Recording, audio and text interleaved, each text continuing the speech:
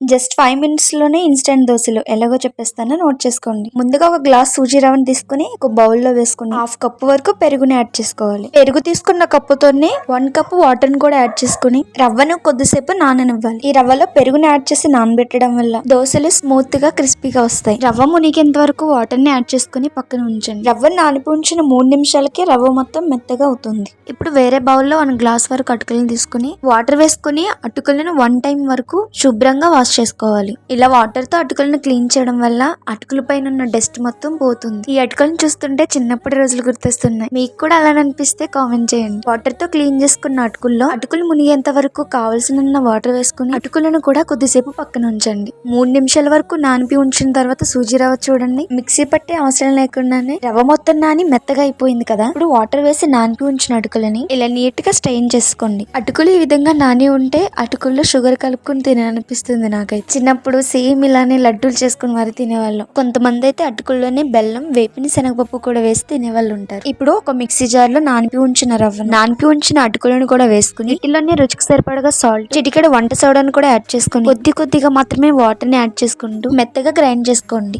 Dosa batter ready అయిపోయింది కదా. ఇప్పుడు అసలైన ప్రాసెస్ ఉంది. ఏ గ్లాస్ తో అయితే రవ్వని తీసుకున్నారో అదే గ్లాస్ యూస్ చేసి హాఫ్ గ్లాస్ వరకు శనగపిండిని యాడ్ చేసుకోవాలి. శనగపిండి వేసిన తర్వాత శనగపిండి ఉండలు లేకుండా విస్కర్ తో బాగా మిక్స్ చేసుకోవాలి. టేస్ట్ కి తగినట్టు సాల్ట్ ఉందో లేదో చెక్ చేసుకుంటే దోశ పిండి రెడీ అయిపోయినట్టే. ఇప్పుడు బాగా హీట్ చేసుకున్న పెనం మీద లైట్ గా ఆయిల్ అప్లై చేసుకుని మనం నార్మల్ గా దోశలు వేసుకునే పిండి కాదు కాబట్టి ఈ దోశలను చాలా జాగ్రత్తగా వేసుకోవాలి. నార్మల్ దోశ పిండి అయితే ఒక గరిటె పిండి వేయగానే ఫాస్ట్ గా దోశ వేసుకుంటాం. ఈ ఇన్స్టెంట్ దోశ వచ్చేటప్పటికి స్లోగా దోశ వేసుకోవాలి. అప్పుడైతేనే దోశ బాగా వస్తుంది. మంటను మీడియం ఫ్లేమ్ లో పెట్టి మాత్రమే దోశను వేసుకోండి. దోశ పైన కొద్దిగా ఆయిల్ అప్లై చేసుకుని 2 వైపులా కొద్దిగా రోస్ట్ అయ్యేంత వరకు కాల్చుకుంటే ఇన్స్టెంట్ దోశలు రెడీ అయిపోయి. ఈ దోశలకు పుదీనా చట్నీ కానీ లైక్ టమాటా చట్నీ కానీ ఉల్లిపాయ చట్నీ కానీ వేసుకుంటే బాగుంటుంది. దోశలు వేడుకున్నప్పుడు కొద్దిగా మెత్తగా ఉంటాయి. మెత్తగా ఉన్న దోశలు బాగా రాలేదని కంగారు పడకండి. కొంచెం చల్లారిన తర్వాత సర్వ్ చేసుకొని సరిపోతుంది.